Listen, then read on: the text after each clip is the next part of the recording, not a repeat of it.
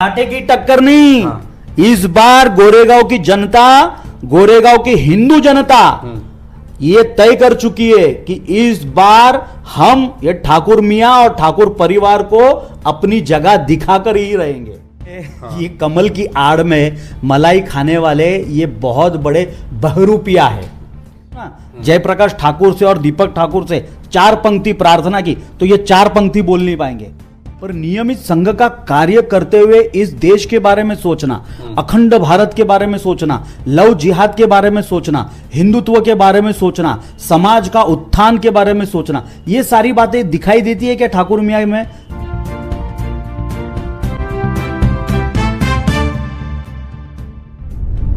गोरेगांव में अगर किसी से बात करनी है राजनीति के बारे में, धर्म के बारे में और समाज के बारे में, तो वो है मिलिंद कापड़े जी। मिलिंद कापड़े जी, हमारे चैनल पे आपका स्वागत है। नमस्ते, बहुत बहुत आपका धन्यवाद कि हमारे आपके माध्यम से हमारी बातें लोगों तक पहुंचती है। एक चीज़ के बारे में मैं आपके पास खास करके आया हूँ कि गोरेगांव की जो इस समय की राजनीति चल रही है, इस पर पहले हम चर्चा करेंगे, फिर महाराष्ट्र पे आते हैं। सबसे पहली बात तो कुछ दिन पहले ही ऐसा पता चला था कि आप अपने ही पार्टी के गठबंधन के कैंडिडेट के विरोध में जा रहे थे, उसका क्या कारण था? देखिए, ऐसा है कि 2014 में जब शिवसेना फूटी नहीं थी, शिवसेना के 2 टुकड़े हुए नहीं थे, शिंदे साहब जब शिवसेना से बाहर नहीं थे तो शिवसेना एक बड़ी एक पार्टी थी। उस समय भी 2014 में भी मैंने सुभाष देसाई जी का यहाँ पे विरोध किया था। और विरोध इसके लिए किया था क्योंकि एक परिवार की मक्तेदारी हो रही थी, एक व्यक्ति की मक्तेदारी हो रही थी। और आप यदि देखोगे तो गोरेगांव की जनता इतनी सतर्क है कि वो 2 बार से ज़्यादा किसी प्रत्याशी को यहाँ पर जीतने नहीं देती है, तीसरी बार तो आने ही नहीं देती है। अब विषय ऐसा आया कि 2014 ये बीजेपी को सीट गई और ठाकुर मियां, जो मैं बोलता हूँ हमेशा, जयप्रकाश ठाकुर मियां, उनकी पत्नी 8वीं पास, माननीय विद्याताई ठाकुर 8वीं पास है, उनको टिकट मिली 2014 में। 2019 में वे आए, चुन कर आए, और उसमें हम लोगों का बहुत बड़ा योगदान था। मैं संघ का 3य वर्ष होने के कारण हम लोगों का बहुत बड़ा योगदान था। मैंने विरोध इसलिए शुरू किया क्योंकि ये एक परिवार का परिवारवाद वहां पर होना शुरू हो गया। कहूँगा कि आपने जयप्रकाश ठाकुर जी को एक शब्द से संबोधित किया और आपने कहा कि मैं 3य वर्ष संघ का आदमी हूँ। तो ऐसे तो वो भी तो पूरा परिवार कहता है कि मैं संघ का आदमी हूँ और संघ से जुड़ा हुआ हूँ, तो उसके बारे में क्या कहना है आपका? एक ही संघ के होते हुए एक कैसे विरोधक? देखिए, संघ का स्वयंसेवक होना और संघ का स्वयंसेवक होने के बाद शिक्षा वर्ग प्राप्त करना, ये 2 अलग बातें हैं। संघ का स्वयंसेवक तो हर कोई हो सकता है। आप भी एक बार अगर संघ में गए, नमस्ते सदा वत्सल यदि आपने कर दिया तो आप संघ के स्वयंसेवक हैं। पर नियमित संघ का कार्य करते हुए इस देश के बारे में सोचना, अखंड भारत के बारे में सोचना, लव जिहाद के बारे में सोचना, हिंदुत्व के बारे में सोचना, समाज का उत्थान के बारे में सोचना, ये सारी बातें दिखाई देती है क्या ठाकुर मियां में? कहीं नहीं दिखाई देती है। और रहा विषय संघ का, ये केवल और केवल विजयादशमी के दिन फैंसी ड्रेस कंपटीशन किस प्रकार होता है, वैसा ये फैंसी ड्रेस के तहत ये संघ का गणवेश धारण करते हैं और नमस्ते सदा वत्सल्य करते।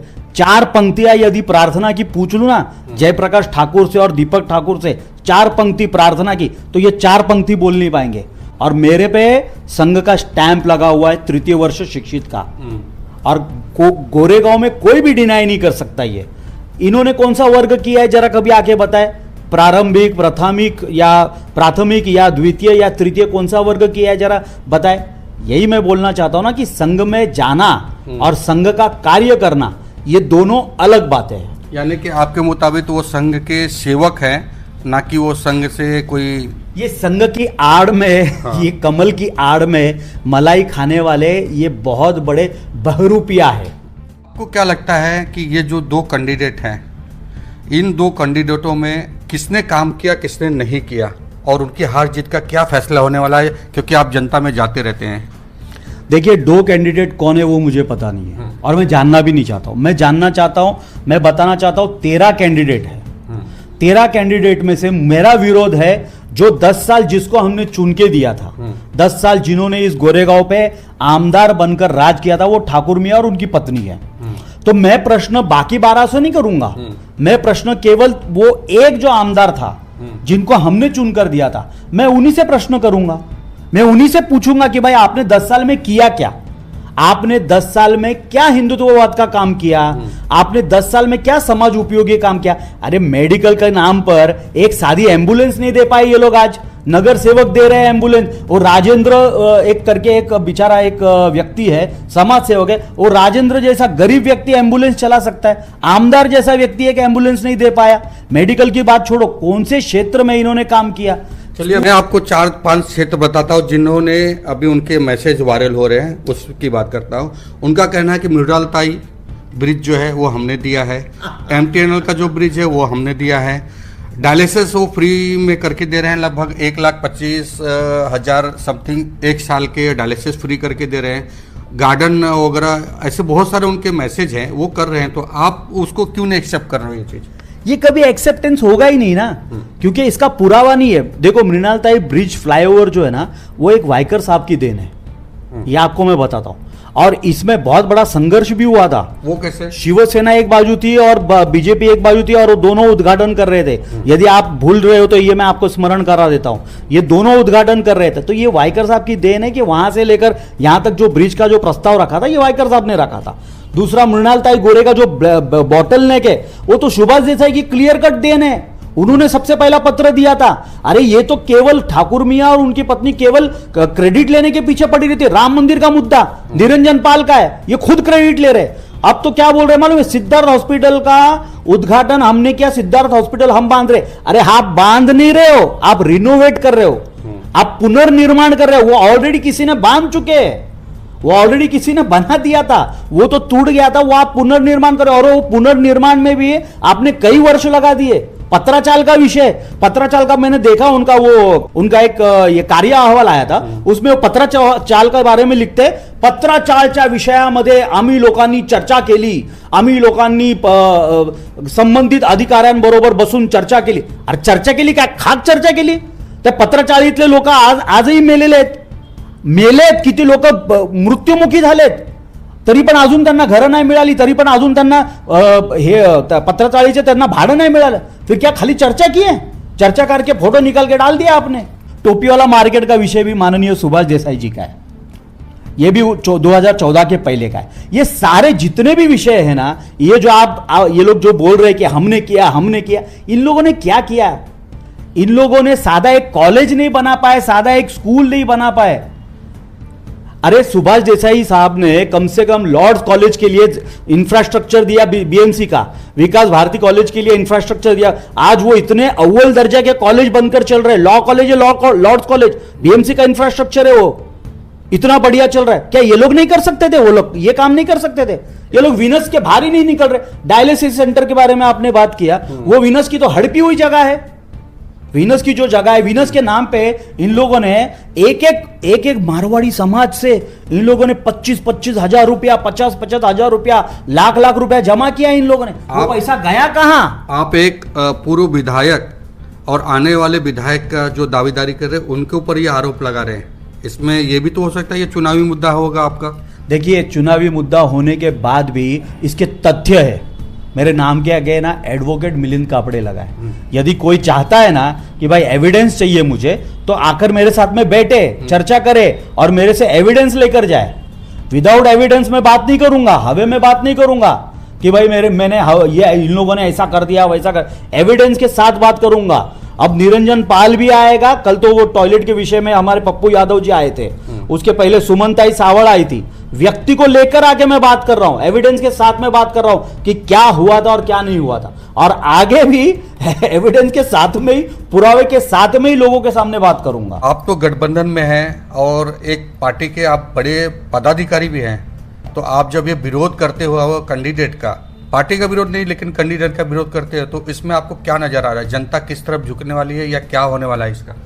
आज तक क्या हो रहा था आपको मैं बताता हूं। गोरेगांव में आज तक ये हो रहा था, जो भाजपाई बोलेगी वो हिंदुत्ववादी गोरेगांव के लोग करेंगे। पर आज का ये समीकरण बदल चुका है। हिंदू जनता, गोरेगांव की हिंदू जनता जो बोलेगी वो भाजपाई को आने वाले 5 साल में करना पड़ेगा।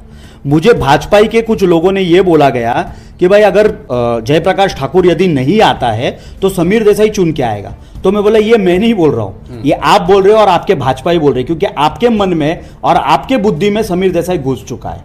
मेरे मन में और मेरे बुद्धि में समीर देसाई नहीं घुस चुका है। मेरे मन में सिर्फ एक ही है कि ये प्रत्याशी जो बहरूपिया है, ठाकुर मियां जो बहरूपिया है, उसको हटाकर 13 में से कोई भी प्रत्याशी आना चाहिए, ये मेरे मन में।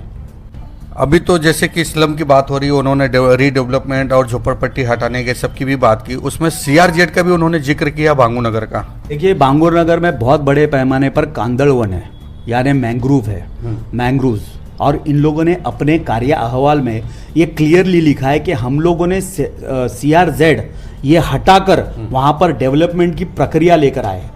और थोड़े दिन पहले ही मैंने ये ऐड देखी थी कि वहाँ पर बहुत बड़ी बड़ी इमारतें आ रही है, बहुत बड़े बड़े डेवलपमेंट हो रहे।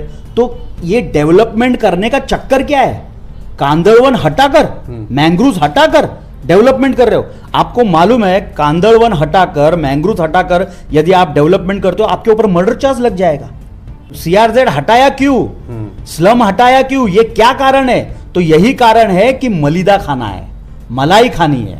डेवलपमेंट के नाम पर बांगूर नगर की जमीन हड़पनी है। भगत सिंह नगर नंबर 1 है, इंदिरा नगर है, भगत सिंह नगर नंबर 2 है, लक्ष्मी नगर है, ये भी तो झोपड़पट्टी है ना। इसको डेवलपमेंट क्यों नहीं किया? आप बोलते हो कि शिवसेना के सरकार में शिवसेना ने, सुभाष देसाई साहब ने कुछ नहीं किया। अरे तो आपको दिया था ना 10 साल, आपने क्यों डेवलपमेंट नहीं किया? ऐसा रे डेवलपमेंट भगत सिंह नगर में होना। देखो ये सारे ना AC ऑफिस में बैठने वाले लोग हैं, ये लोग बिल्डिंग में आलीशान बंगले में रहने वाले लोग हैं। तो ये झोपड़पट्टी वाले जो हम लोग जैसे, मैं झोपड़पट्टी से आया हूं, ये हमारे जैसे झोपड़पट्टी का जो दुख है, जो पीड़ा है, ये लोग नहीं देख सकते। जब चूहा जब हमारे घर में घुस जाता है, जब बारिश के समय हमारे घर में पानी आ जाता है, और जब छत से पानी गिरना शुरू हो जाता है, और शोर शराबा, फिर बाद में वो जो गंदा वातावरण, आजू बाजू में पूरा कीचड़, ये सब इन लोगों ने देखा नहीं। तो ये झोपड़पट्टी वालों की ये व्यथा क्या देखेंगे? तो ये लोग क्या डेवलपमेंट के बारे में सोचेंगे? अरे डेवलपमेंट सोचने के लिए, डेवलपमेंट करने के लिए पढ़ा लिखा होना भी जरूरी है ना। उस विषय में उनकी जानकारी भी तो होनी जरूरी है। इनके पास वुमेन्स एंड चिल्ड्रन डिपार्टमेंट दिया गया था, ये खाता दिया गया था। क्या किया इन्होंने उस विषय में? अरे पोस्को या पोक्सो, ये एक्ट अगर मैं पूछूं ना तो ये पोस्को है कि पोक्सो है, ये भी नहीं बोल पाएंगे माननीय विद्या मैडम, और ना ही उनके पतिदेव जयप्रकाश ठाकुर जी। आधे मैटरनिटी हॉस्पिटल में भी जो किट आना चाहिए, मैटरनिटी हॉस्पिटल में जो सुविधा उपलब्ध होनी चाहिए, वो भी लाया नहीं है कभी। आप कोई भी मैटरनिटी हॉस्पिटल में जाओ और उनको जाकर वहां पे पूछो, अरे मूलभूत जो सुविधा है ना वो नहीं मिल रही है। वो जो महिलाओं को जो किट आना है, महिलाओं को जो उनको जो सुविधा मिलनी है, वो ऊपर से जो सुविधा आनी है, वो तो छोड़ो, वो तो दूरदृष्टि, वो तो दूर की बात हो गई। शादी मूलभूत सुविधा भी नहीं आई है। प्रेम नगर में एक शादी बालवाड़ी नहीं बनाई इन लोगों ने कभी। ये क्या बड़ी बड़ी बात करेंगे? कभी आओ चर्चा में, मैंने कहा सामने आकर चर्चा में बैठो, चर्चा करते हैं इस विषय पर, और ऑनलाइन उसका डिबेट या ऑनलाइन उसकी चर्चा हम लोगों को बताते। तो आने के लिए तैयार नहीं है ये मेरे साथ में। चलो ये तो थी गोरेगांव की राजनीति। आपकी बातों से तो ये लग रहा है कि आने वाले दिनों में कांटे की टक्कर होने वाली, किसी की राह आसान नहीं है। कांटे की टक्कर नहीं, हाँ। इस बार गोरेगांव की जनता, गोरेगांव की हिंदू जनता ये तय कर चुकी है कि इस बार हम ये ठाकुर मियां और ठाकुर परिवार को अपनी जगह दिखाकर ही रहेंगे। चलिए, आप जैसा बोलते हैं तो ऐसा कुछ होगा ही। अब हम बात करते हैं महाराष्ट्र के। शिंदे गुट की कितने सीट निकलने वाली है और इस पे आने वाले दिनों में क्या आप सोचते हो कि किस तरह की सरकार बनने वाली है? युति धर्म का पालन, इसका ज्ञान तो मुझे बहुत लोगों ने आकर बांटा। मैं उन लोगों से यही कहना चाहूंगा कि युति धर्म का पालन केवल मेरी तक सीमित मत रखो। युति धर्म का पालन पूरे महाराष्ट्र में होना चाहिए। ये भी देखो हमारे कितने सारे विधानसभा में, जितने भी हमारे विधानसभा है, वो सारे शिंदे साहब की जितनी विधानसभा है, वो सारी विधानसभा में कहीं ना कहीं तो बीजेपी के लोगों ने अपक्ष फॉर्म भरा है, और जिन लोगों ने अपक्ष फॉर्म नहीं भरा है वे लोग अंदरूनी छुपा प्रचार ऑपोजिशन वालों का कर रहे हैं शिंदे साहब की सीट गिराने के लिए। इनका मंसूबा यह है कि सीएम इनका बैठे, और देखो हर पार्टी का यह मंसूबा होना चाहिए, वो तो ये नहीं, बट दिखावा कुछ और करना कुछ और। यदि इस प्रकार का करना चाहते तो शिंदे साहब के साथ हम पहले भी खड़े थे, आज भी है और आगे भी रहेंगे। लेकिन ये तो बोल आपके है ना, पार्टी पे तो ये डिपेंड होता है कि किसके कितने विधायक आते हैं। तो आपके विधायक जब जीत के आएंगे तभी सरकार में शामिल हो पाएंगे। नहीं, ये तो पहले से तय हो गया है ना। अच्छा। ये तो पहले से ही देवेंद्र फडणवीस साहब, केंद्र सरकार ने ये तो बहुत पहले ही बता दिया है कि भाई अगर सरकार कितनी भी ज्यादा सीटें आई तो या तो 50-50 मतलब 2.5 साल मिलेगा, या तो फिर हमारे सीएम साहब शिंदे साहब ही सीएम बनेंगे। ये तो तय है पहले से। तो अजीत दादा का क्या होगा? अब अजीत दादा उप मुख्यमंत्री तो बनेंगे ही बनेंगे। 2 उप मुख्यमंत्री है तो 2 उप मुख्यमंत्री बनेंगे।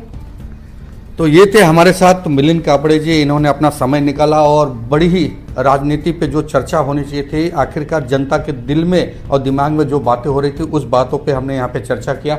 हालांकि इस बात से थोड़ी सी कोई नाराज़गी होगी, कहीं खुशी होगी, लेकिन उससे हमें फ़र्क नहीं पड़ता। हम सिर्फ और सिर्फ सच्चाई दिखाते हैं, बाकी फैसला तो जनता का है। आने वाले दिनों में 23 तारीख को यह फैसला जनता अपना दिखा देगी। मैं संजय मिश्रा, लोकमित्र न्यूज़ चैनल, गोरेगांव वेस्ट से।